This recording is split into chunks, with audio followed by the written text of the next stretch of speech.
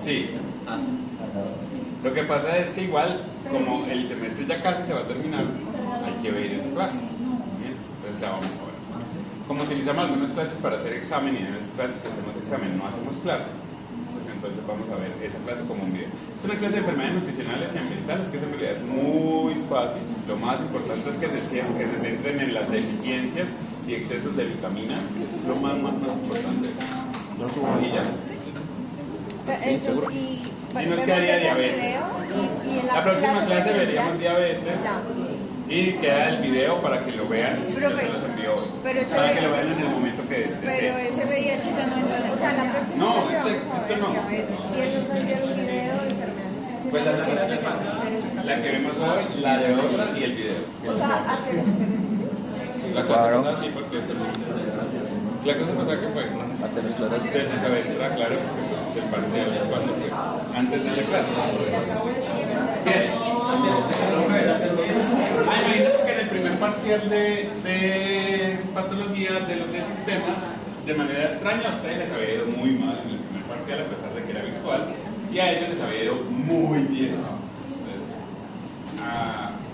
Y el segundo parcial, que fue escrito, en general les fue bien a ustedes, y allá les fue muy mal. Entonces, muy mal. Entonces, cuando yo llegué al salón, yo les estaba diciendo a ellos, yo llegué como un poco callado, y ellos me dijeron que yo estaba preocupado. Entonces, yo les dije, pues que yo no. Total, pues yo ya estoy de este lado, ¿no? Que deberían estar preocupados ellos. Yo no. Desde luego a mí me llama la atención si algo así ocurre, es decir, porque a todo el mundo le va mal. ¿Bien? Pero ellos mismos hicieron una reflexión de que era que le habían dedicado más tiempo a no sé qué cosa y no a patología de sistema, bla, bla, bla. Eso puede pasar. Sí, puede pasar. Porque si hubo gente que sacó 4, es decir, si hubo gente que la que le dedicó más tiempo a eso, pues pasó eso. Y yo les decía que me sentía ese día como Atila. ¿Sí saben ustedes quién son? Sí, el rey de los unos. El rey de los unos. ¿Qué? Recuerden que el Jesús sabe medicina. Entonces, en la historia hay un conquistador persa. Uno. Atila el Uno. Pero Atila, el rey de los unos. O sea, el grupo se llamaba Unos. Con H. Sí. Unos. Los Unos. Entonces, como todos habían sacado uno en el parcial, porque no fue que sacaran 2 algo, o sea, fue tanto que sacaban 1, 2, 1, 3. ¿Pero de quién está hablando? ¿Quién es? Y lo peor es que les hice el mismo parcial de antes porque no tenía tiempo para cambiarlo, porque hice el mismo antes. No lo hizo. A ustedes les hice el mismo parcial de antes. No. A ustedes les hice uno nuevo. Bien. Entonces hoy vamos a ver pruebas diagnósticas. En realidad es una clase muy conceptual y que también es una reflexión alrededor de cómo practicamos el ejercicio médico. Tradicionalmente nos han enseñado que la semiología es muy importante y es necesario que ojalá sus profes de semio les sigan diciendo y les sigan insistiendo en que la semiología sí es muy importante. En la mayoría de los casos se puede tener una aproximación diagnóstica, es decir, hay estudios serios alrededor de eso, de los que dicen que un buen médico puede llegar a más o menos entre el 80 y el 85% de los diagnósticos solo con el examen físico, ¿verdad? Sin ningún tipo de examen adicional. Eso hace a un buen médico. A un buen médico no lo hace el que más pide exámenes. Eso es lo que piensa la gente del pueblo, pero como ustedes no son el pueblo, pues ustedes no pueden pensar en su cabeza que el mejor médico es el que pida más exámenes. Eso no funciona así. Cuando las personas se piden muchos exámenes y no saben qué están buscando y les aparece un valor alterado, a veces ese valor no les cuadra con nada de lo que tienen y no saben cómo explicarlo. Entonces los exámenes se mandan por una indicación específica. Un ejemplo práctico en patología es que algunos tumores que uno ve en la placa de histología no sabe exactamente qué es. Uno puede tener una aproximación y decir esto más probablemente es un tumor de tal lado. Y usted pide unos estudios de inmunohistoquímica. Cuando usted no sabe qué es y no tiene una aproximación al tumor, usted puede pedir muchos estudios de inmunohistoquímica. Y van a terminar saliendo de positivos muchos estudios que terminan por confundirlo y no dar un diagnóstico Entonces, esto para decirles que la parte de historia clínica y el examen físico es muy importante. Mis profes de semiología me decían que yo, por supuesto, ya no practico la semiología como la parte de examen físico, pero sí me interesa mucho la historia clínica del paciente. Siempre que veo una placa pregunto qué edad tiene, qué género es, ¿verdad? Y si tiene algún factor o enfermedad previa, porque eso es muy importante. Me decía que era el arte de cómo lo pregunto, cómo lo interpreto y cómo lo transcribo. Eso es la semiología. Es decir, la anamnesis, la parte inicial en la que usted pregunta al paciente, tiene que ver con eso, con cómo preguntarlo, cómo interpretarlo y cómo transcribirlo. Porque el paciente le puede decir, es que yo iba por la calle y me trompiqué, y usted no va a escribir en la historia clínica paciente que consulta porque se trompicó. Pues no, a menos de que lo ponga entre comillas, ¿verdad? De las pruebas diagnósticas vamos a ver que tienen diferentes atributos. Entonces, el objetivo principal de las pruebas diagnósticas pues, es predecir la aparición de una enfermedad que puede estar más adelante. Como por ejemplo, en las pruebas moleculares o genéticas que se hacen a mujeres y hombres que hacen parte de familias que tienen algún síndrome de cáncer hereditario. Supongamos que es una mujer que hace parte de una familia que tiene síndrome de cáncer de mama y ovario hereditario, es decir, mutaciones del BRCA1 y del BRCA2. Entonces esa prueba diagnóstica sirve para predecir que muy probablemente o que tiene un riesgo incrementado para presentar una enfermedad, en este caso pues cáncer, ¿verdad? Sirve para hacer detección precoz de enfermedades antes de que ésta progrese y se vuelva sintomática. A eso le llamamos tamizaje, cribado, tamización, como le quieran decir. Y que hace parte de lo que son las estrategias de prevención. ¿Cuál? ¿Primaria, secundaria, terciaria? Primaria. Secundaria, muy bien. Entonces son pruebas, las pruebas de tamizaje son de prevención secundaria. Pero, por ejemplo, cuando tenemos antecedentes de cáncer a temprana edad en las familias y decíamos que si mi abuela tuvo cáncer de mama a los 60, mi mamá a los 55, las probabilidades de que la próxima hija tenga cáncer 10 años antes. Entonces se comienzan a hacer pruebas de tamizaje primaria en familias con antecedentes de cáncer. Entre las pruebas de tamizaje solamente aplican en la descripción para población que tiene riesgo poblacional. Okay. Si una persona tiene un riesgo particular o diferente, es decir, si hace parte, por ejemplo, como dijo Esteban, de una familia que tiene un síndrome de cáncer hereditario, ya no las llamamos pruebas de tamizaje, ¿verdad? Porque las pruebas de tamizaje son para personas que tienen el riesgo poblacional, que es el riesgo común, ¿verdad?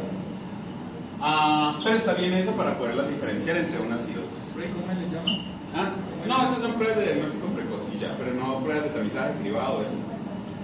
Para establecer la presencia o ausencia de una enfermedad en individuos enfermos sintomáticos, es decir, una vez el paciente ya tiene síntomas, usted puede definir si tiene o no una enfermedad. Entonces, supongan, en las pruebas de diagnósticas estamos hablando de pruebas de laboratorio, de imágenes diagnósticas también y de pruebas funcionales, como por ejemplo un electrocardiograma. Supongan que entonces hay un paciente silencio de 58 años que tiene antecedente de diabetes, hipertensión y obesidad y que llega por un dolor precordial tipo opresivo que se irradia a la región mandibular, está asociado a náuseas, diaforesis, que no cede con el reposo y que ya lleva 35 minutos con el dolor, entonces lo llevan a la consulta. Usted lo examina, aparentemente no tiene arritmias, no tiene soplos, no tiene dolor a la palpación de la reja costal, porque hay muchas otras cosas que pueden doler en el tórax, el corazón no es la única entidad que duele, ¿verdad? Puede haber una costocondritis, que es una inflamación de la unión costocondral y que puede estar asociada a dolor. Pero entonces usted decide enviar una prueba diagnóstica y probablemente envíe dos. Entonces haga primero un electro y digamos que el electro tiene unas variaciones que son anormales, pero que no son lo suficientemente dicientes, digamos que tiene una inversión de la onda D, ¿verdad? O que tiene un infradesnivel, o que tiene un bloqueo de rama, es decir, no tiene lo clásico que esperamos en un infarto agudo del miocardio, que se denomina un supradesnivel del ST. En ese caso, usted ya tiene una primera prueba que tiene alterada, pero necesita una prueba confirmatoria y puede tomar una troponina, silencio atrás, y puede tomar una troponina, que es una prueba de sangre que permite evidenciar si el cardiomiocito se ha muerto o no se ha muerto. Entonces esa ayuda a establecer si está o no. Si la troponina sale negativa, la probabilidad de que usted tenga un infarto es menor al 1%. O sea, en un paciente así tenga dolor, que tenga un electro normal o con muy pocos cambios, que tenga una troponina negativa, la probabilidad de que usted tenga un infarto es menor al 1%. Eso no quiere decir que usted le va a dar salida.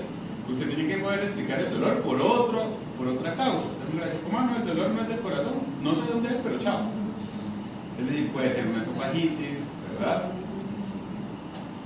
Puede ser un TED, un tromboembolismo pulmonar, puede ser una neumonía.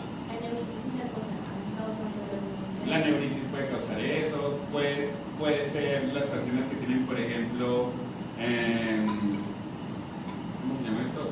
Mialgia. Fibromialgias.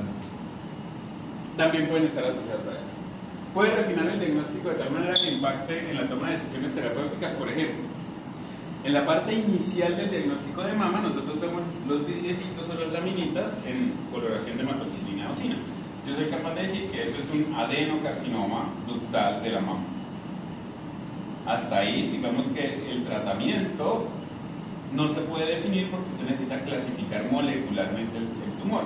Y para lograr la clasificación molecular usted debe hacer estudios adicionales que se llaman de inmunohistoquímica. Entonces yo veo los receptores de estrógeno, de progesterona y la expresión de un gen que se llama HER2 o de un oncogen que se llama HER2. Entonces eso sirven para refinar el proceso diagnóstico y definir, porque si se expresa el HER2 usted le puede dar un medicamento diferente al que normalmente le da al resto de los pacientes. Si no se expresa, pues no le da ese medicamento porque no sirve para nada. Aunque ahora parece que le dan pembrolizumab a todo el mundo. Para predecir el pronóstico de la enfermedad, en ese mismo escenario, vamos a ver que los carcinomas de mama, dependiendo si expresan receptores de estrógeno, progesterona, HER2 y dependiendo del KI, usted puede definir si son luminal A, luminal B o si son triple negativos.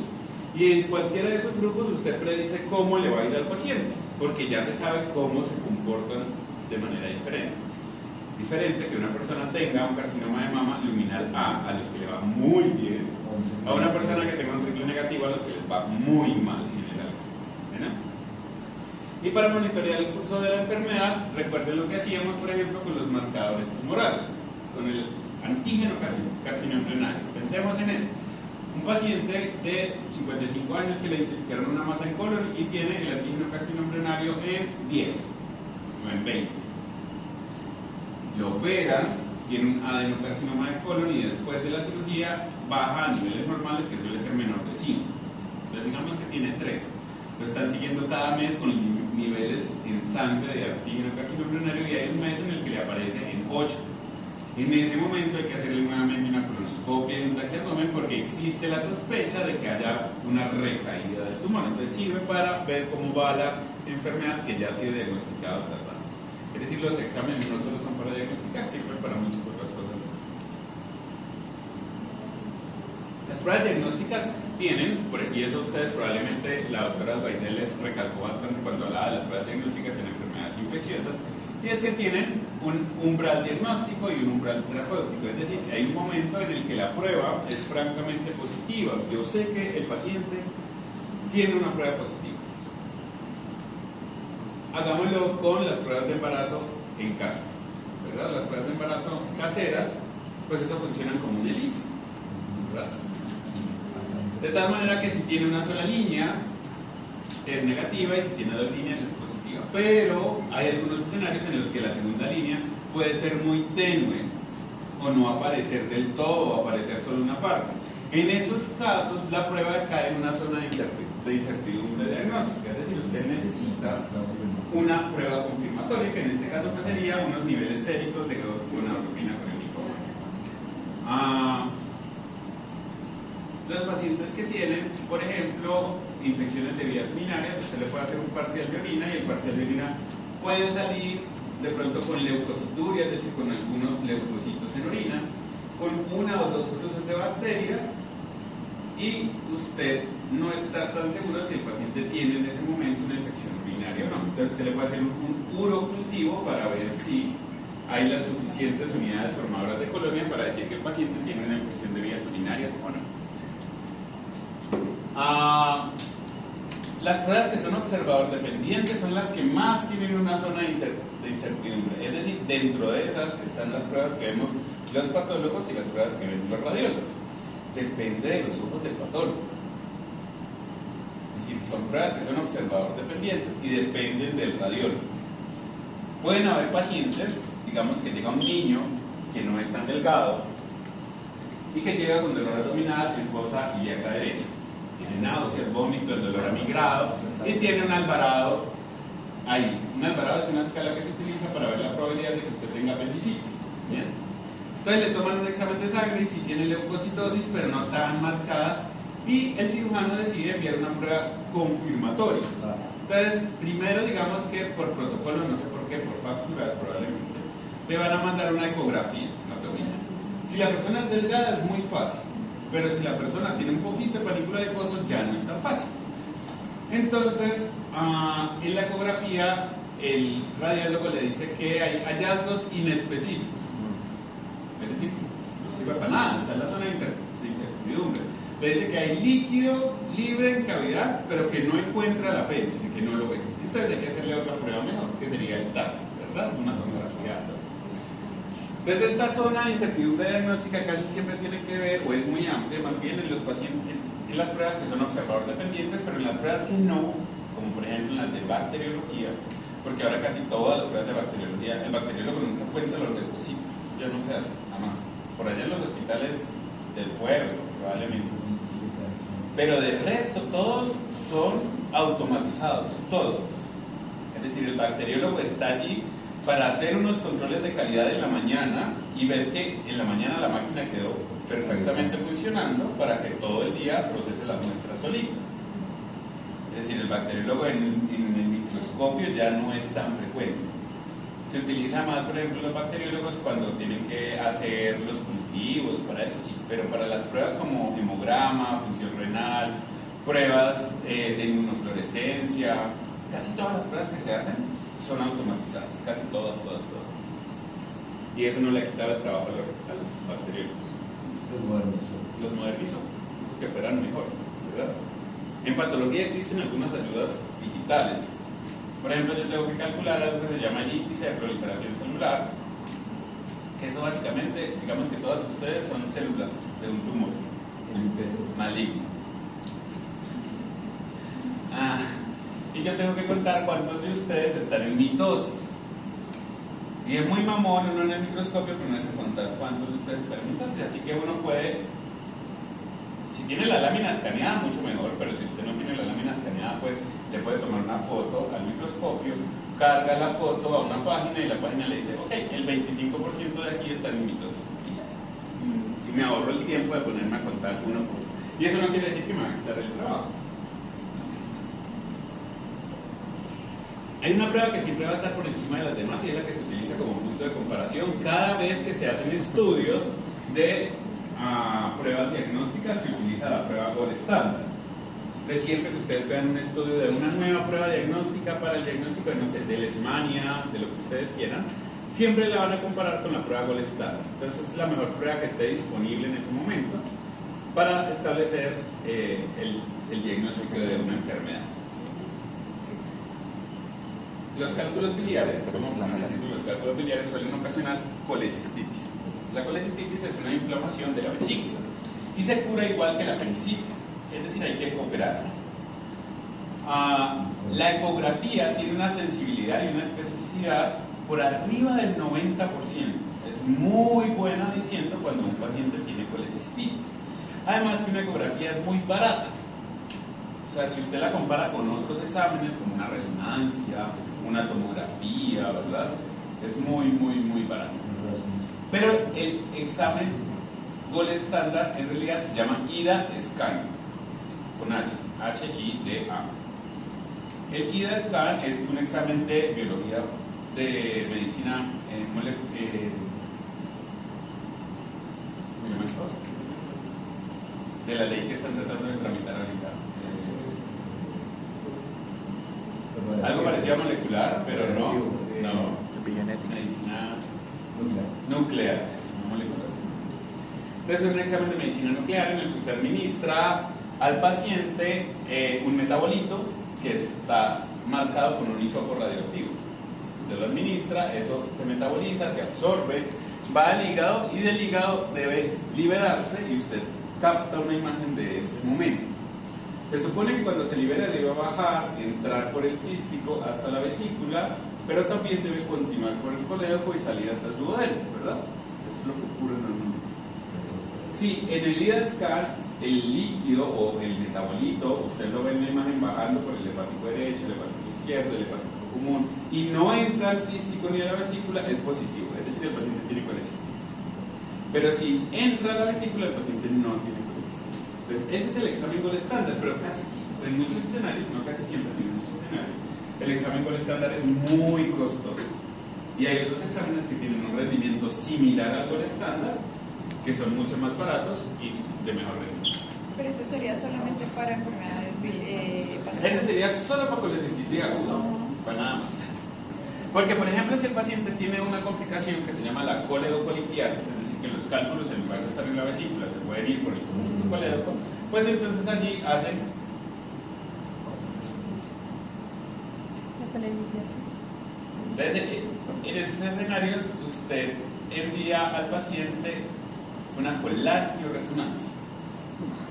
Y eso es muy caro. Puede valer 1 millón o más, ¿verdad? Pero es solamente para ver trayectos anatómicos La malos, colangio. funcionamiento metabólico. Exacto, no, la colangioresonancia solamente ve anatomía. Y el IDA también solo ve anatomía. Sí. Porque el otro sería el PET.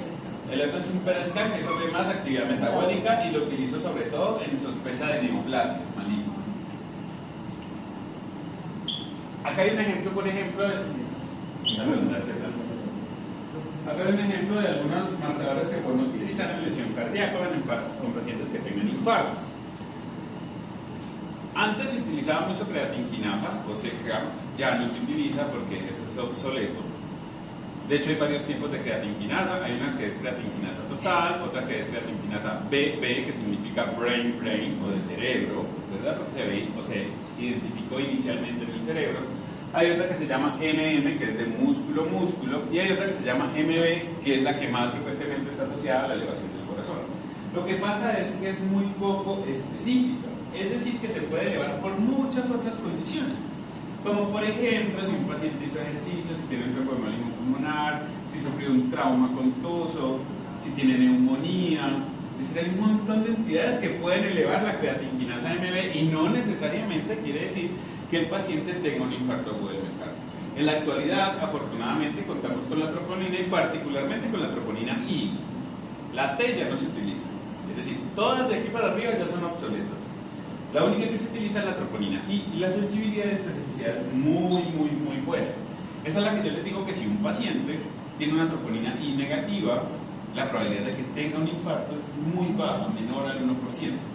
Ahora, si el paciente es francamente sintomático, tiene algunos cambios en el electro y usted le toma una troponina y está negativa, pero el paciente sigue muy sintomático y tiene muchos factores de riesgo, pues usted hace algo que se llama una curva de troponinas. Entonces, en la curva de troponinas usted espera 2 horas y a las 2 horas vuelve y le toma una troponina. Si la troponina no se eleva, pues definitivamente el dolor no es cardíaco, ¿verdad? Pero si la troponina cambia, pues en ese sentido sí. En algunos pacientes, como en los pacientes enfermos renales crónicos, la troponina puede estar crónicamente elevada. Y entonces, usted debe considerar que los exámenes se miran en el contexto del paciente. Entonces, el laboratorio le va a dar un rango de positivo o negativo.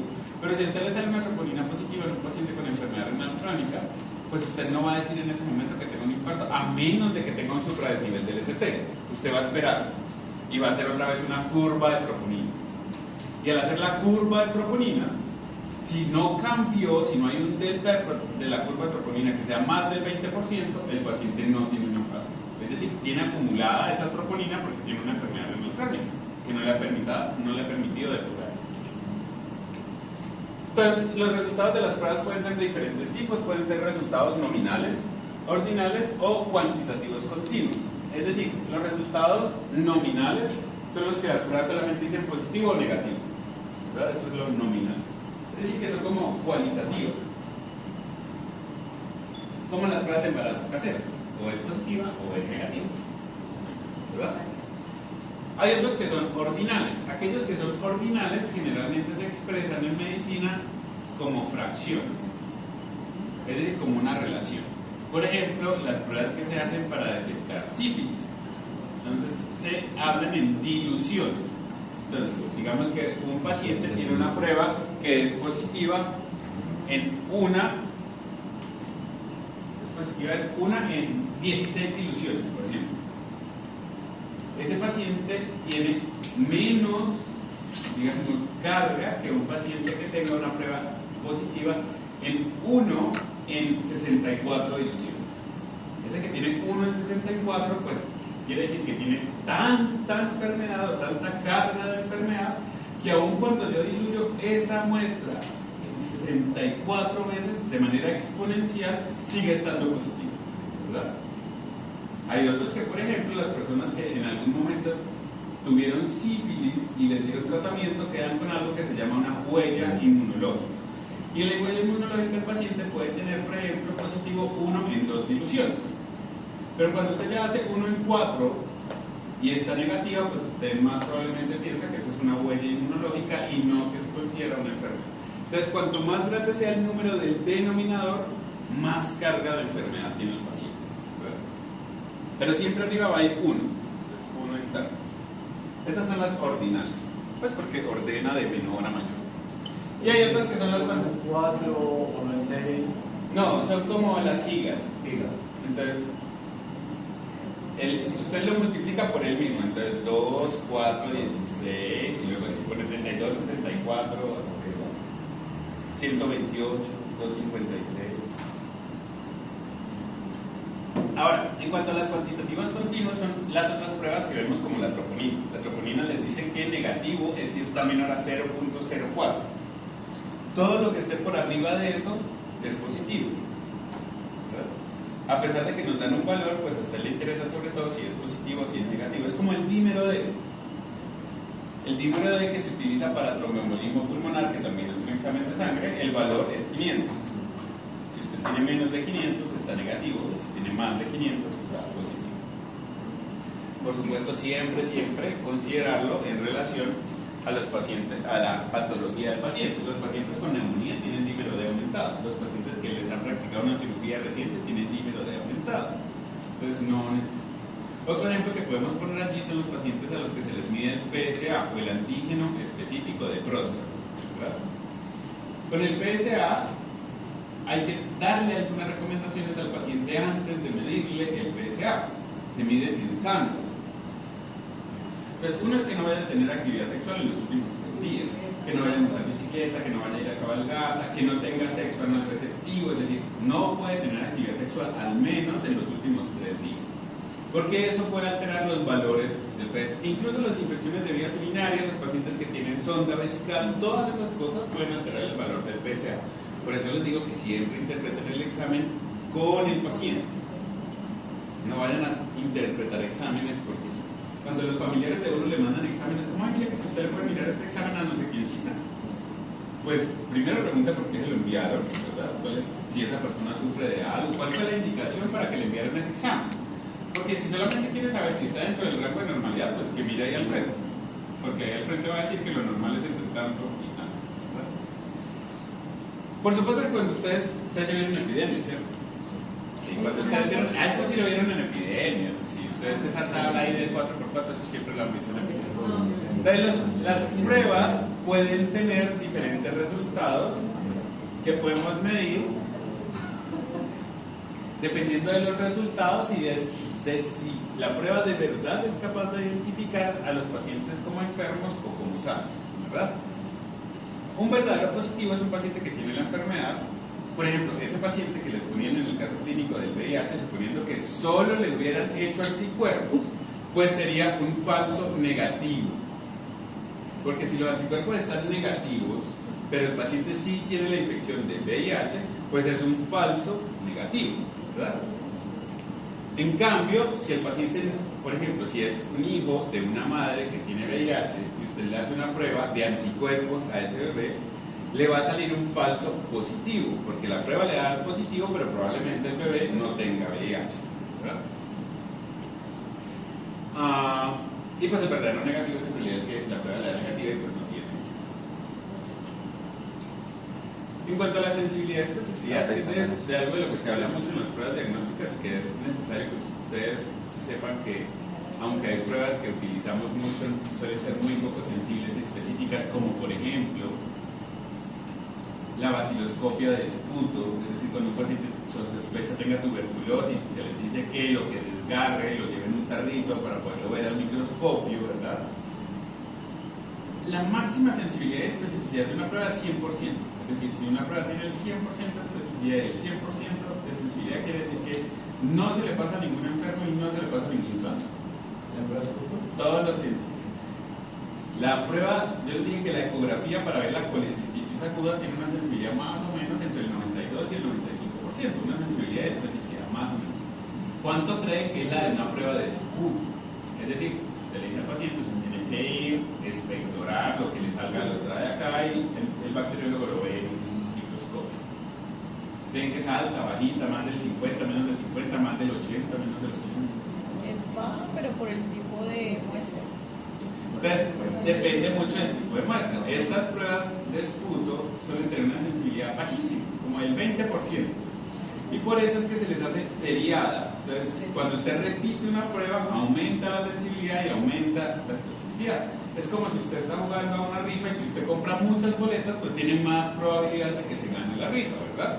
Entonces, eso pasa con la sensibilidad y la especificidad. Cuando usted la repite varias veces una prueba, tiene una probabilidad más alta de aumentar la identificación o de verdaderos enfermos o de verdaderos sanos.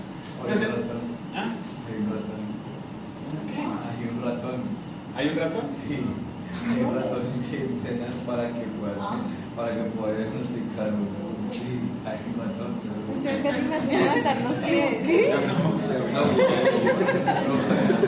Como también hay perros que entrenan para que puedan detectar el cáncer en persona, no sé qué más, bla, bla, bla. Sí.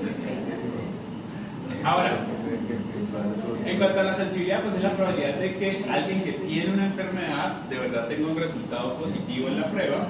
Y algo que es muy sensible significa que tiene un porcentaje muy bajito de falsos negativos, es decir, que casi no se le escapan, digamos, enfermos, ¿verdad? Supongamos que hoy yo vengo y les hago a todos ustedes una prueba de VIH y supongamos que acá nadie tiene VIH, es decir, todos me deberían dar negativos.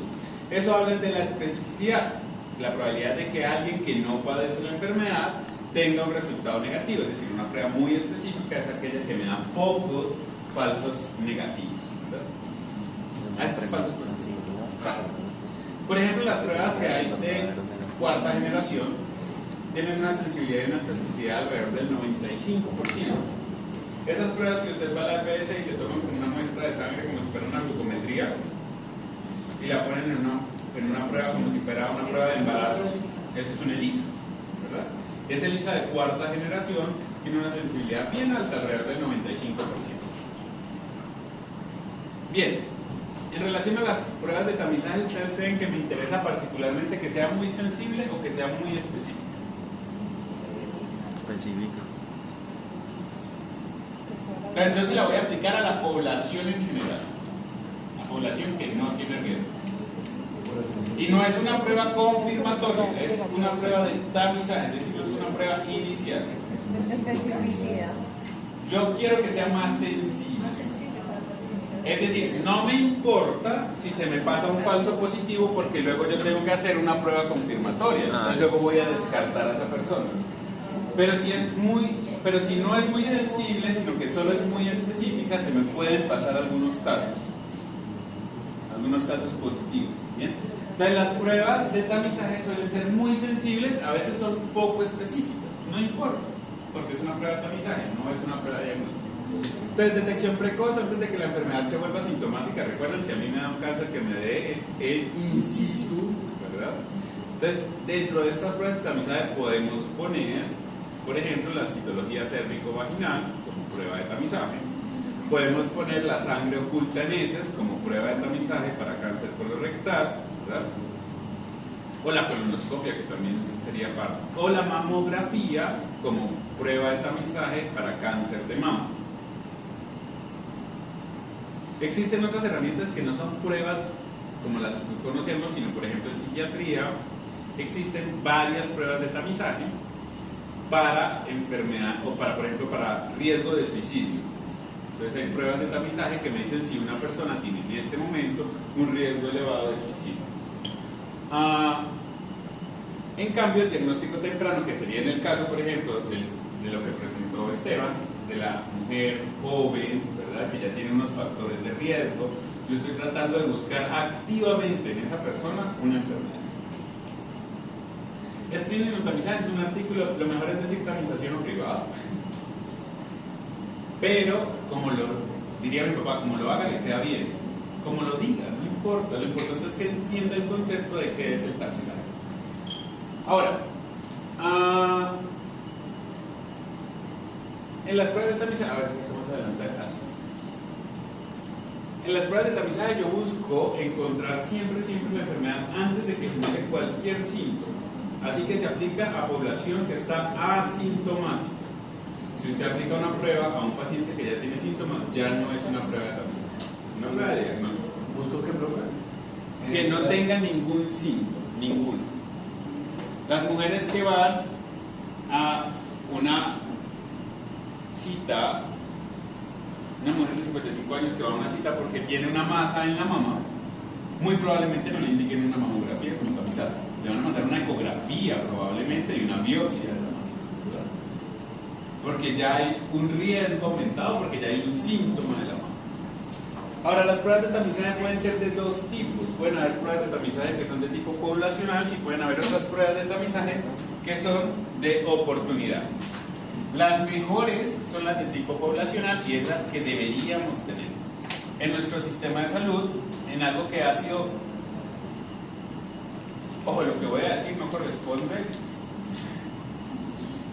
corresponde a ninguna visión de la institución, es decir, de la Santiago, es una visión personal, ¿verdad?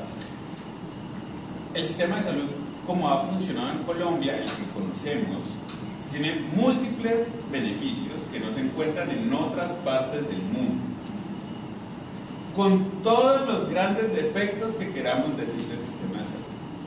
Pero si usted enferma, por ejemplo, en Estados Unidos, es probable que tenga que hipotecar su casa para poder recibir atención, ¿verdad? Los sistemas o las pólizas de salud son verdaderamente costosas, ¿verdad? La gente no alcanza a pagarlas en otros lugares. Nosotros tenemos un sistema de salud solidario en el que cerca del 50% de la población no pone un peso para el sistema de salud. No digo que está mal, está muy bien, porque somos pobres, ¿verdad? Está muy bien. Solo que tiene una deficiencia estructural que hace que el dinero pase por muchas manos y poca vigilancia porque no hay una interconexión de la historia clínica, de los exámenes. O sea, ¿por qué es necesario que un paciente que, por ejemplo, estuvo en Imbanaco y tiene un tumor abdominal y le hicieron una tomografía de tórax y abdomen y lo estadificaron y fue remitido a fundación porque hay que volverle a hacer un TAC de tórax y abdomen en fundación? Está bien que yo en fundación, y no hablo porque esta institución todas las instituciones lo hacen, todas. Donde yo trabajo llega una biopsia de otro lugar y se pide hay oncólogos que piden una nueva muestra, pero si ahí tenés los bloques de parafina y las láminas, está bien, pide la relectura porque confías en el patólogo que trabaja contigo, está bien, pide la relectura, pero no pidas una nueva biopsia porque eso significa un gasto adicional. Todo el sistema de salud debería estar tan conectado como están los bancos de sangre, que yo voy y dono en un lugar y ahí mismo saben que yo ya doné allá en todos los bancos de sangre de Colombia. Así debería ser. De las pocas cosas que yo rescato de este Ministerio de Salud es que ha tratado de hacer eso, como de unificar eso, es decir, están como en un programa piloto en el que usted tiene que subir la historia clínica a una plataforma que igual no funciona, pero que se supone usted tiene, o sea, la idea es que vaya a una sola historia clínica en todo Colombia, como debería ser, ¿verdad? No que cada institución tenga su historia clínica, para que así, si el paciente de Imbanaco se fue para fundación, allá puedan ver los exámenes de laboratorio, puedan ver las imágenes, y está bien, yo no confío en el radiólogo de Imbanaco, pero pues yo le digo a mi radiólogo que me relea un estudio, yo le pago la relectura al radiólogo pero no es lo mismo que volver a pagar todo el examen, ¿verdad? Entonces, en ese orden de ideas, el tamizaje para volver acá es una de las cosas que quizás en las que más falla nuestro sistema de salud. Tanto del sector público como del sector privado, obviamente mucho peor en el sector público que en el sector privado, ¿verdad? Y es que el tamizaje debería ser poblacional, como en Reino Unido, por ejemplo. Usted está en Reino Unido y acaba de cumplir, usted es una mujer cisgénero y acaba de cumplir 50 años y le llega una carta a su correo o a su casa, donde quiera que esté, y le dice: usted tiene una cita asignada para la mamografía el día tal, a tal hora, en tal clínica. Porque es que el único requisito para que a usted le hagan una mamografía es que sea una mujer cisgénero y tenga más de 50 años. Ya. Para eso usted no debería tener que sacar una cita, para nada. Es decir, el sistema debería buscarla a usted y no usted buscar al sistema. A ese tamizaje le decimos poblacional. Es decir, yo busco activamente. Cuando yo roté en citología cérvico-vaginal, roté en un lugar que, ahora no recuerdo cómo se llama, es un centro de salud que queda como de la red Oriente, supongo yo. Si yo les digo la referencia, pronto me ayudan. Es un parque donde eran muy famosas un tiempo unas arepas como con mucho queso y que todo el mundo iba por allá y salía en el TikTok. En Villa Colombia, sí. Entonces en Villa Colombia yo roté. Sí, eso es súper famoso. Y la fritanga que venden por ahí cerca también es súper buena. ¿Y todavía? Yo creo que sí. Es decir, yo roté allá hace como 2 años y medio, 3 años, no sé, cuando estaba en la residencia, como 3 años. Y entonces en Villa Colombia, yo roté en ese hay un centro de salud y hacen tamizaje poblacional para cáncer de cervix. Tenían como a 5 o 6 auxiliares de enfermería con una base de datos que no sé de dónde era, pero llamaban: mire, señores, no sé quién cita, es que usted tiene tantos años y aquí nos aparece que usted no se ha hecho la citología cervicovaginal, así que tiene cita para tal día. O sea, no le preguntaban si tenía tiempo y no. Y es necesario que se lo haga, porque si no se lo hace, entonces pasamos una comunicación a no sé dónde, bla, bla. El caso es que la gente iba y se hacía las pruebas de tamizaje. El otro tamizaje es el de oportunidad. Entonces el de oportunidad es el que ustedes le van a hacer a sus papás. Entonces, si a sus papás o a sus mamás nunca, por ejemplo, tienen más de 50 años y nunca les han hecho un examen de tamizaje para cáncer colorectal, pues que pidan una cita. Y la cita vaya y diga como: oiga, nunca en la vida a mí me han hecho un examen para cáncer colorectal y yo sé que la guía de práctica clínica colombiana dice que después de los 50 años debo tener una muestra de algo. Entonces a usted le pueden mandar un test de guayaco, que es de sangre oculta en heces, o le pueden mandar una rectosigmoidoscopia o una colonoscopia total, o en fin, cualquier prueba para diagnóstico temprano del cáncer.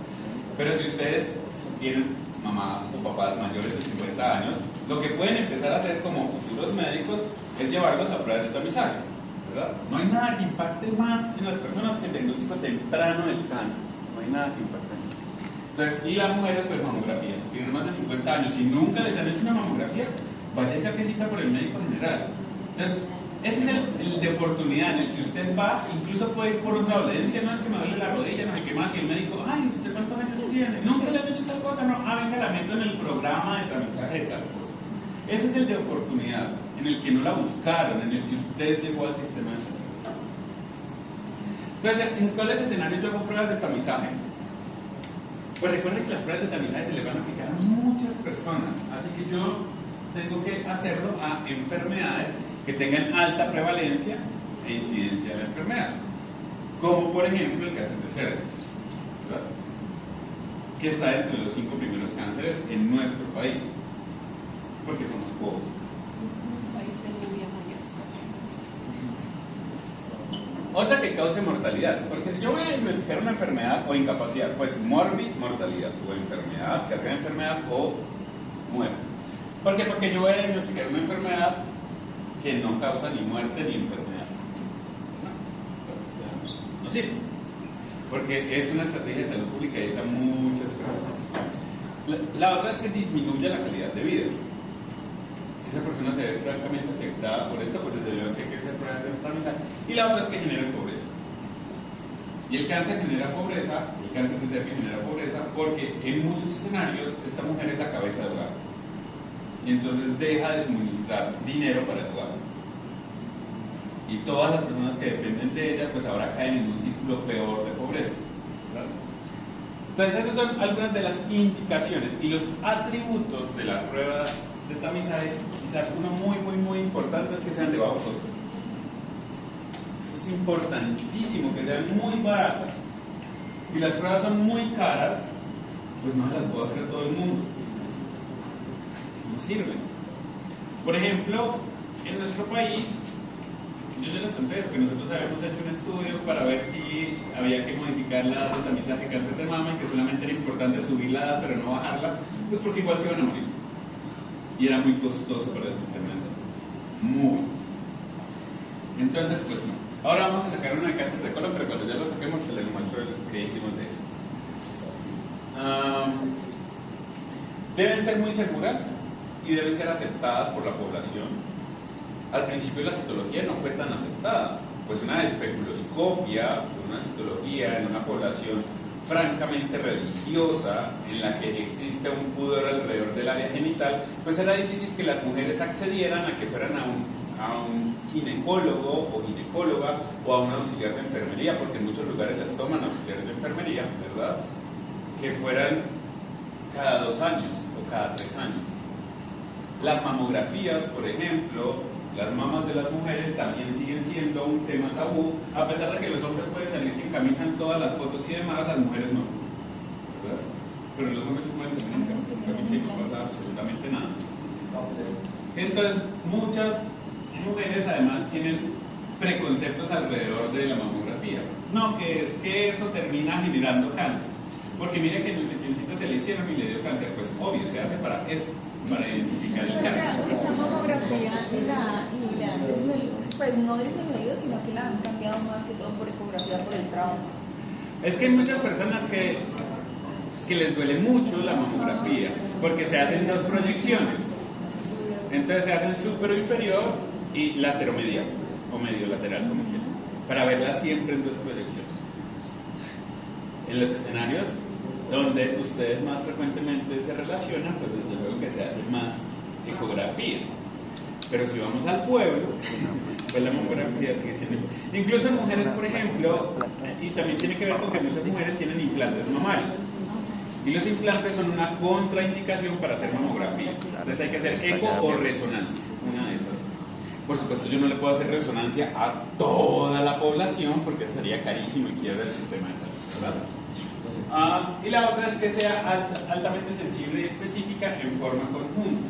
La citología de cervix, en el mejor de los casos, la sensibilidad y especificidad es por ahí entre el 50 y el 60%. No es tan buena. Pero no es tan... No es tan baja, pero tampoco es tan alta. No, o sea, no es tan... Exacto, tan alta. No. Lo que sí es muy bueno es la genotipificación de BPH.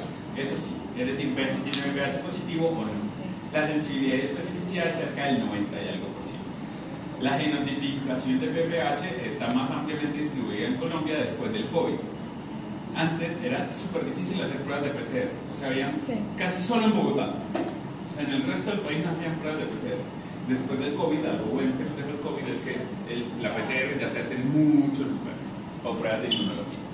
Profe, ¿y esa prueba de genotipificación? Bueno, entonces la genotipificación de BPH es que el screening de BPH tiene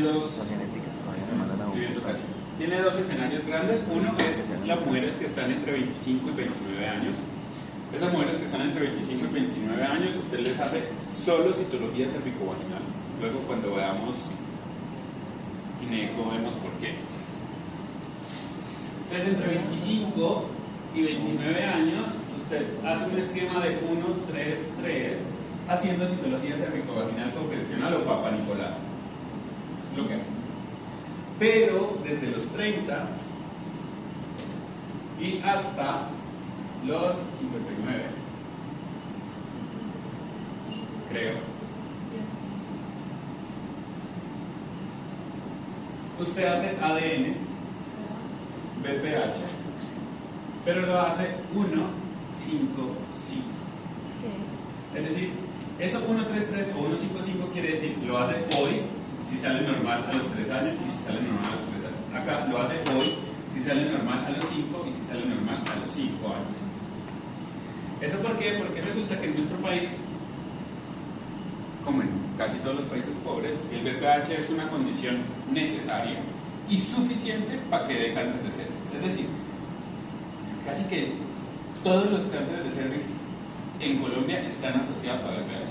No hay ninguno que no.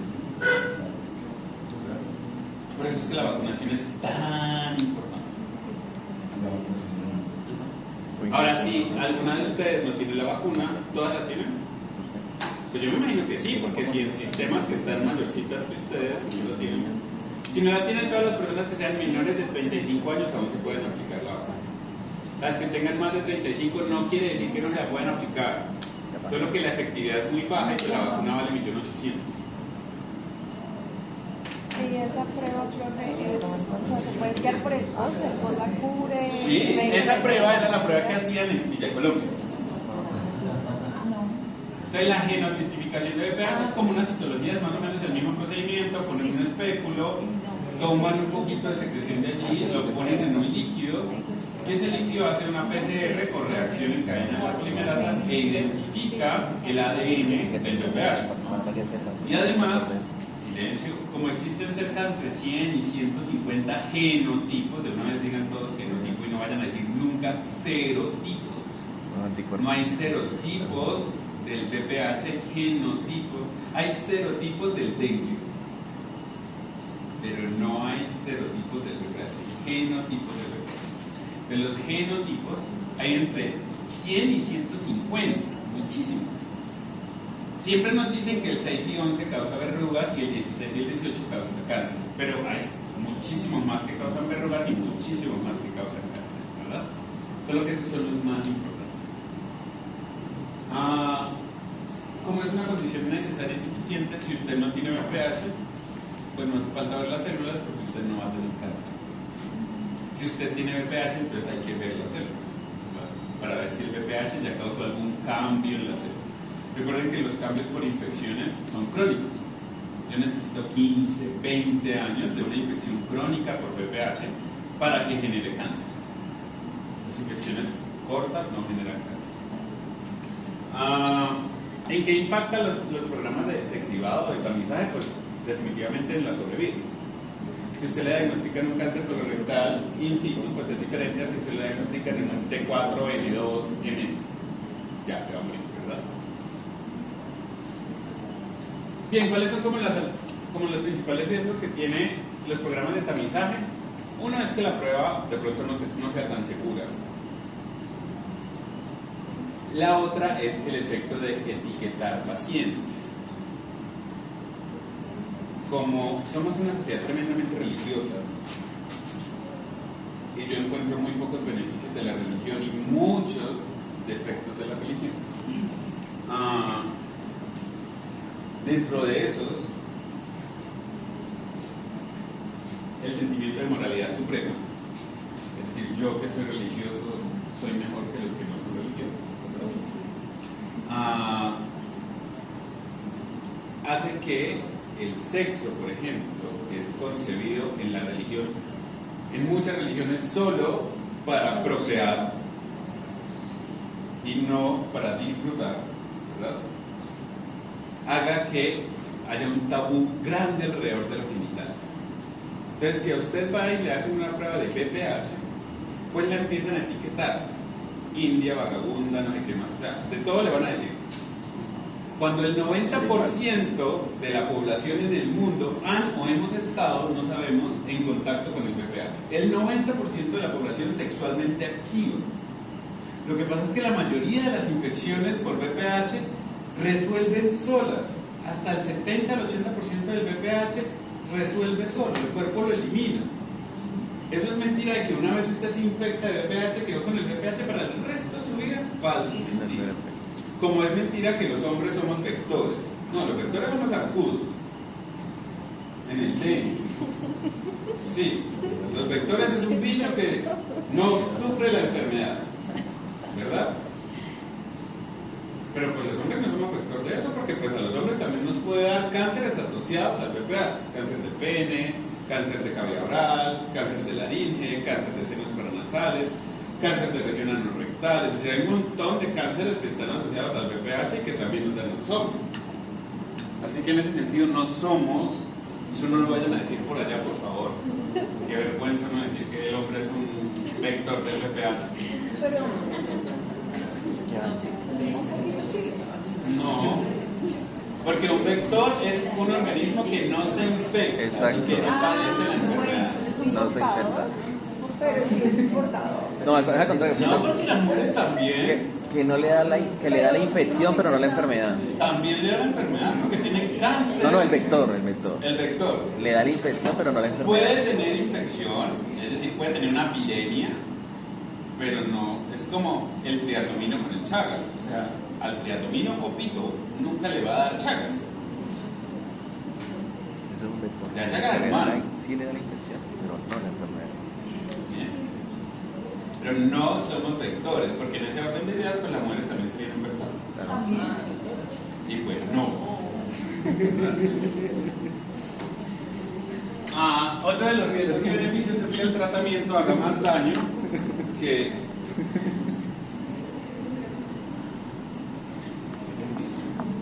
el tratamiento haga más daño que beneficio.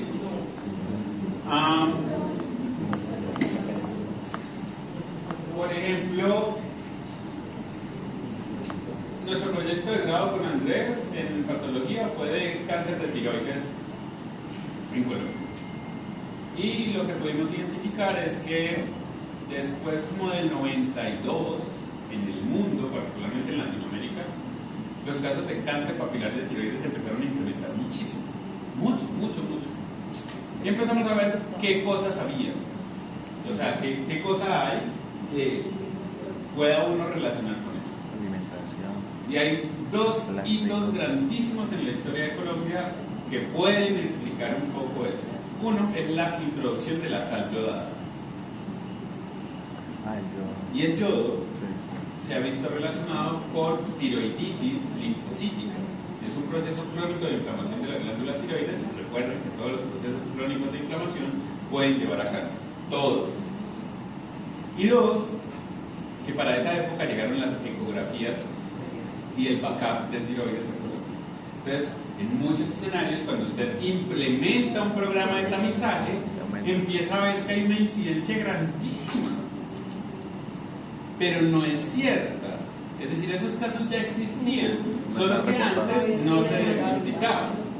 Es más o menos lo que ocurre con el comportamiento de la interrupción voluntaria del embarazo una vez las naciones las aprueban.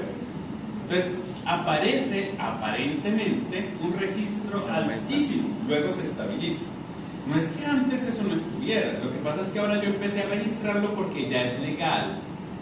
Antes ocurría en clínicas de garaje, pero ocurría. Ahora sigue ocurriendo, pero ahora yo puedo llevar y contar cuántos son, ¿verdad? Entonces los programas de tamizaje pueden hacer eso. Entonces existe, esta es la página que cuando yo les hablé de tamizaje de alguna enfermedad siempre van a ir a buscar, que es el Task Force. Es una institución no gubernamental de Estados Unidos, pero en la que el gobierno de Estados Unidos se basa para establecer las guías de tamizaje. Hay tamizaje para todo, para lo que ustedes quieran ver allí. Entonces ustedes pueden entrar y jugar con eso. Miren, hay para ansiedad, depresión, sífilis, prediabetes, todas las que ustedes quieran. Hay diferentes niveles de evidencia. Este, por ejemplo, es un cuadro resumen de cómo hacer tamizaje para cáncer colorectal. Y dice que todas las personas entre 50 y 75 años deben hacerse tamizaje con sangre oculta en heces. Esa es la recomendación. Ahora, en algunos otros casos, considere si de pronto usted está en una población en la que haya alta prevalencia de cáncer, entonces bájese un poquito y hágalo entre 45 y 49 años. ¿Verdad? ¿Qué hacer después de los 75? Pues si el paciente tiene una expectativa de vida alta y usted que es funcional, que no tiene nada, no tiene diabetes, hipertensión, nada, y que va a vivir como a los 90, pues sígale haciendo tamizaje. Pero si usted ve que el paciente tiene diabetes, hipertensión, otro cáncer, pues se va a morir antes de que le dé cáncer colorectal.